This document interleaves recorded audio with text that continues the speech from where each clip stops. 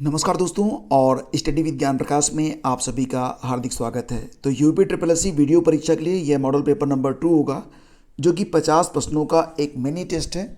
इसके पहले के जो वीडियोज अपलोड हुए हैं तो उसमें हमने वीडियो पुनः परीक्षा का जो सिलेबस है, एग्ज़ाम पैटर्न और भी जो जानकारियाँ आपको चाहिए, सारी बातें ऑलरेडी डिस्कस कर चुके हैं। और मॉडल पेपर नंबर 1 भी आप लोग ज़रूर देखिएगा। ये मॉडल पेपर नंबर 2 है, तो सभी प्रश्न बहुत ही इंपॉर्टेंट हैं। ठीक है, तो पूरा वीडियो आप लोग ध्यान से देखिए और देखिए कि वीडियो के अंत में कुल मिला के जो 50 प्रश्न यहाँ पर दिए जा रहे हैं, उसमें से कितने प्रश्नों का सही सही आंसर आप दे पाते हैं। तो ईमानदारी से यह टेस्ट लगाइए, इससे आपका जो स्कोर होगा एग्ज़ाम में वो काफ़ी बेहतर रहेगा। और देखिए फ्रेंड्स, अगर आपने अभी तक स्टडी विज्ञान प्रकाश यूट्यूब चैनल और टेलीग्राम चैनल को सब्सक्राइब नहीं किया है तो अभी जाकर ज्वाइन हो जाएं, क्योंकि इससे आपको काफ़ी हेल्प मिलेगी, खास तौर से यूपी ट्रिपल एससी और यूपी पीएससी की सभी प्रतियोगी परीक्षाओं में। चलिए शुरू करते हैं। देखिए, जो पहला क्वेश्चन है बहुत ही शानदार है। प्रश्न है कि जमाबंदी से क्या तात्पर्य है। जमाबंदी से क्या तात्पर्य है? आपके ऑप्शन में है भू अधिकारों के प्रलेख, मैपिंग सीट, पटवारी के नक्शे की, कपड़े की कॉपी या फिर कृषि प्रलेख। तो आपको क्या बताना है, जमाबंदी से क्या मतलब होता है। तो दोस्तों, इसका आंसर अगर आपने गेस किया है ऑप्शन ए तो बिल्कुल करेक्ट है।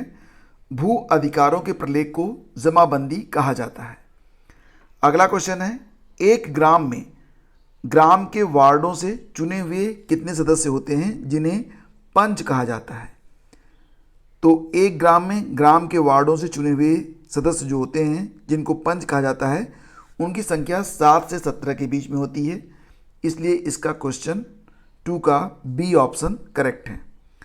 भारत में स्थित किस शहर को विश्व का सबसे पुराना शहर माना जाता है। आसान प्रश्न है लेकिन इम्पॉर्टेंट है। इसका सही जवाब है ऑप्शन सी, यानी कि वाराणसी। अगला क्वेश्चन, उत्तर प्रदेश के किस भूभाग में वार्षिक वर्षा सर्वाधिक होती है। उत्तर प्रदेश के किस भूभाग में वार्षिक वर्षा सर्वाधिक होती है। तो दोस्तों, इसका आंसर बनेगा ऑप्शन सी, जी हाँ, तराई का इलाका। अगला क्वेश्चन देखिए, भारतीय कृषि अनुसंधान परिषद की स्थापना कब हुई थी। भारतीय कृषि अनुसंधान परिषद की स्थापना कब हुई थी। दोस्तों, इसका आंसर हो जाएगा 1929। जी हाँ, ऑप्शन ए करेक्ट है।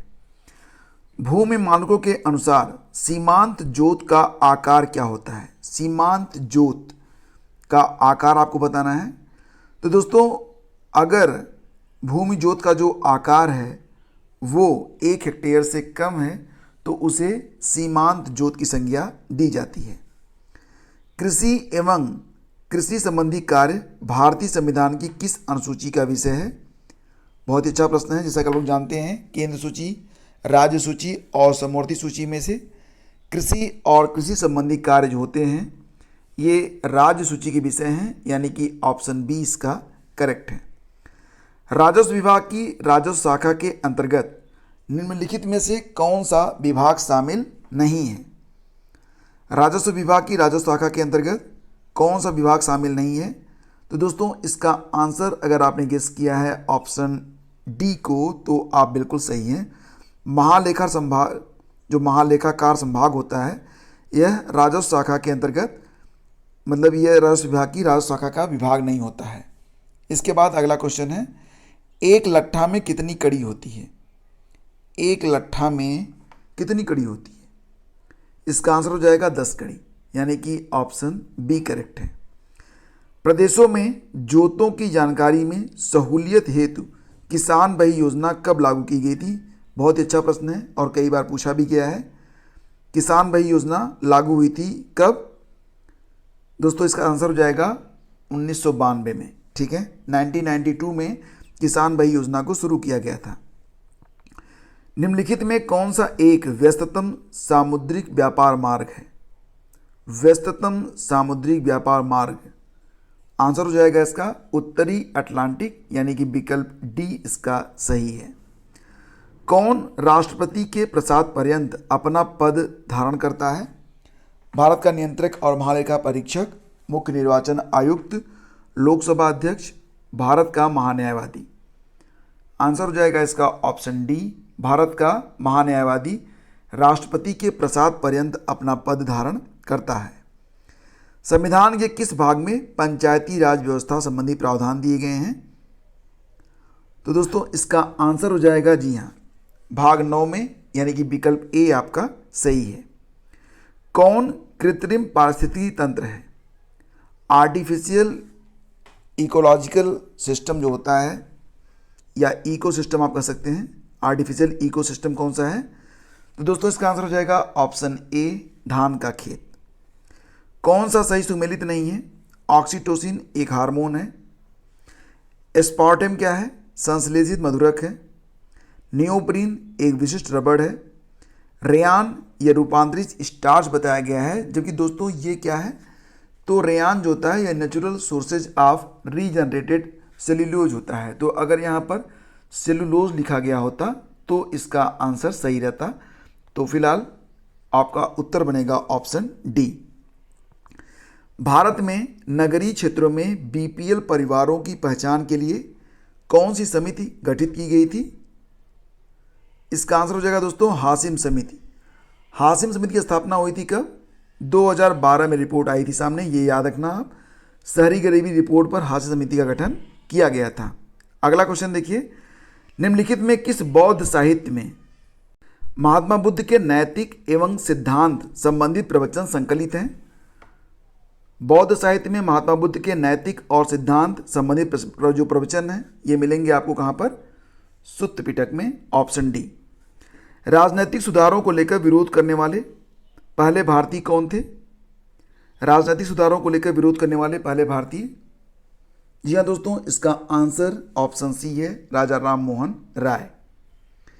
कौन सी नदी 3 बार 2 धाराओं में बढ़ती है और कुछ मील आगे चलकर पुनः मिल जाती है? इस प्रकार श्रीरंगपट्टनम, शिव समुद्रम और श्रीरंगम के द्वीपों का निर्माण करती है। तो ये है कावेरी नदी, यानी कि इस क्वेश्चन का ऑप्शन ए सही है। उत्तर भारत में उप हिमालय क्षेत्र के सहारे फैले समतल मैदान को क्या कहेंगे आप? उत्तर भारत में उप हिमालय क्षेत्र के सहारे फैले समतल मैदान को आप कहेंगे भाबर, ऑप्शन डी सही है। खीरा की एक संकर प्रजाति कौन सी है? खीरा की एक संकर प्रजाति है, जी हाँ दोस्तों, इसका आंसर है ऑप्शन बी, पूसा संयोग। नींबू प्रजाति के फलों में फल झड़ने की जो प्रक्रिया होती है उसको रोकने के लिए कौन सा रसायन आप प्रयोग में लाएंगे? तो 2,4-D, ऑप्शन डी, यह एक कीटनाशक होता है। कपास की काली मृदा में किसका आधिक्य होता है? कपास में आप जानते ही हैं, जो कपास की काली मृदा होती है महाराष्ट्र में, गुजरात में तो पाई जाती है ये, और इसमें आधिक्य होता है, जी हाँ फ्रेंड्स, मांड मार्लोनाइट का, यानी कि ऑप्शन ए करेक्ट है। बेमौसमी आम की प्रजाति कौन सी है? बेमौसमी आम की प्रजाति कौन सी है? 24, सही आंसर निरंजन है, ऑप्शन ए। निर्यात ऋण विकास यानी कि NIRUIK निर्विक योजना की शुरुआत कब की गई थी? निर्यात ऋण विकास योजना की शुरुआत हुई थी 16 सितंबर 2020 में, ऑप्शन डी करेक्ट है। बागवानी क्लस्टर विकास कार्यक्रम के तहत कुल कितने क्लस्टरों के विकास की योजना है? Most important question. बागवानी क्लस्टर विकास कार्यक्रम के तहत कुल कितने क्लस्टर बनाए जाएंगे? तो दोस्तों इसका आंसर हो जाएगा 53, ऑप्शन सी। उत्तर प्रदेश के किस जिले में खरवार जनजाति निवास करती है? बहुत अच्छा प्रश्न है ये। तो खरवार मिलेंगे आपको दोस्तों कहां पर? मिर्जापुर में, ऑप्शन ए। समसपुर वन्यजीव विहार किस जिले में स्थित है? समसपुर वन्यजीव विहार ये मिलेगा दोस्तों आपको आगरा में। कौन सा जिला अलीगढ़ मंडल में नहीं आता है? 29, सही जवाब है मैनपुरी। ठीक है, आपको बता दें कि अलीगढ़ मंडल में तो अलीगढ़ है, हाथरस है, कासगंज है और एटा है। मैनपुरी जो है यह आगरा मंडल में आता है। ठीक है, तो आपका जवाब बनेगा ऑप्शन बी। माहूर रोग का संबंध किस फसल से है? तो आपको पता ही होगा, गेहूं से होता है, बहुत ही आम रोग है। बताओ कि 10 किलोमीटर बराबर कितना फरलांग होता है? 10 किलोमीटर बराबर कितना फरलांग होता है? तो 5 फरलांग का होता है 10 किलोमीटर, मतलब 2 किलोमीटर गए मतलब 1 फरलांग। ठीक है, अगला क्वेश्चन देखिए, मरुभूमि विकास कार्यक्रम कब से प्रारंभ किया गया था? मरुभूमि विकास कार्यक्रम ये दोस्तों शुरू किया गया था, जी हाँ, ऑप्शन ए 1977-78 में, 1977-78 में।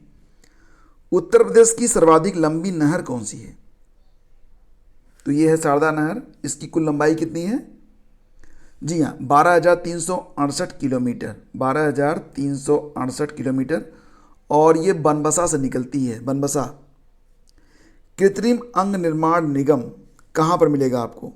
कृत्रिम अंग निर्माण निगम दोस्तों ये मिलेगा आपको कानपुर में, ऑप्शन डी। सुहागी बरवा वन्यजीव विहार कहाँ स्थित है? सुहागी बरवा वन्यजीव विहार दोस्तों इसका आंसर बनेगा महाराजगंज, ऑप्शन बी। किस जिले में सेलखड़ी उत्पादित होता है? छत्तीस। सही जवाब है झांसी, ऑप्शन ए। कौन सी आम की प्रजाति नहीं है? चौसा, रटौल, लंगड़ा, ये सभी आम की प्रजातियां हैं। पीताम्बरी जो है यह सरसों की प्रजाति है, ये याद रखना आप। राजा टोडरमल भूलेख प्रशिक्षण और सर्वेक्षण संस्थान कहाँ पर स्थित है? आंसर हो जाएगा दोस्तों इसका हरदोई में। गोवर्धन योजना की शुरुआत किस केंद्रीय बजट में की गई थी? गोवर्धन योजना, और दोस्तों इसका आंसर हो जाएगा बजट 2018-19। अगला क्वेश्चन है, राष्ट्रीय कथक संस्थान कहाँ स्थित है? राष्ट्रीय कथक संस्थान लखनऊ में। किसके सिक्कों पर बगदाद के अंतिम खलीफा का नाम सबसे पहले अंकित हुआ था? आंसर हो जाएगा अलाउद्दीन मसूद शाह। दिल्ली सल्तनत का बादशाह था, 1242 से लेकर 1246 तक शासन रहा। ठीक है, भारत की निम्नलिखित पंचवर्षीय योजनाओं में से किसने सामाजिक न्याय और समानता के साथ समृद्धि पर बल दिया? तो यह थी नवीं पंचवर्षीय योजना। इसका समय कब से कब तक था? 1997 से लेकर 2002 तक ये समय रहा इसका, नवीं पंचवर्षीय योजना का। किसमें सर्वाधिक जैव विविधता पाई जाती है? सर्वाधिक जैव विविधता वाला जो क्षेत्र है वो है उष्णकटिबंधीय वर्षा वन बायोम। भारत के संविधान का कौन सा अनुच्छेद कानून के समक्ष समानता से संबंधित है? कानून के समक्ष समानता, सही आंसर इसका हो जाएगा दोस्तों ऑप्शन सी, अनुच्छेद 14। भारत के संविधान की चौथी अनुसूची क्या विविधित करती है? चौथी अनुसूची में क्या मिलता है आपको? राज्यसभा में स्थानों के आवंटन, ऑप्शन ए करेक्ट है। वह अमेरिकी पत्रकार जो महात्मा गांधी के भारत छोड़ो आंदोलन के दौरान उनके साथ रहे, नाम था लुई फिशर। क्या नाम था? Louis Fischer. कौन प्रोटीन को विकृत नहीं करता है? प्रोटीन को कौन विकृत नहीं करता है? सही जवाब दोस्तों इसका ऑप्शन बी, औरक्त किरणें। निम्न नदियों पर विचार कीजिए, बराक, लोहित और सुबनसिरी। बताना है आपको कि कौन सी नदी या कौन सी नदियाँ अरुणाचल प्रदेश से होकर बहती हैं। तो दोस्तों इसमें लोहित और सुबनसिरी ये दोनों मिलेंगी आपको अरुणाचल प्रदेश में, विकल्प बी हमारा उत्तर बनेगा। बराक यह मणिपुर, नागालैंड, मिजोरम, असम और बांग्लादेश से होकर बहती है। बराक नदी जल विवाद भी है दो प्रदेशों के मध्य, एक है उसमें असम और दूसरा मणिपुर है। ठीक है, इन दोनों के बीच में नदी जल का बंटवारा को लेकर विवाद भी चल रहा है। पुराणों का अध्ययन करने वाला प्रथम मुसलमान कौन था? पुराणों का अध्ययन करने वाला प्रथम मुसलमान 49। जी हाँ दोस्तों, इसका जवाब है अलबरूनी, ऑप्शन सी करेक्ट है। इसके बाद ये देखिए अंतिम प्रश्न है, भारत का सबसे बड़ा जलप्रपात जो प्रपात किस नदी पर स्थित है? तो ये आपके लिए होमवर्क का प्रश्न है, इसको नीचे कमेंट बॉक्स में आप उत्तर लिखिए और बताइए। और इसी प्रकार से आपने देखा कि कितने प्रश्न आपके सही हुए, तो उसको भी आप नीचे कमेंट बॉक्स में बता सकते हैं। और लगातार तैयारी करने के लिए चैनल को अभी सब्सक्राइब कर लें, बेल आइकन को प्रेस कर दें। और ये प्रश्न अगर आपको शानदार लगे हैं, अच्छे लगे हैं, तो अगला सेट जल्दी अपलोड होगा, तो वो भी आप लगाइएगा ज़रूर। इस प्रकार से एक एक दिन और एक एक टेस्ट लगाते लगाते हम पूरा का पूरा सिलेबस यहाँ पर कवर करेंगे और उम्मीद करता हूँ कि इस बार सिलेक्शन आपका ज़रूर होगा। Have a great day. जय हिंद।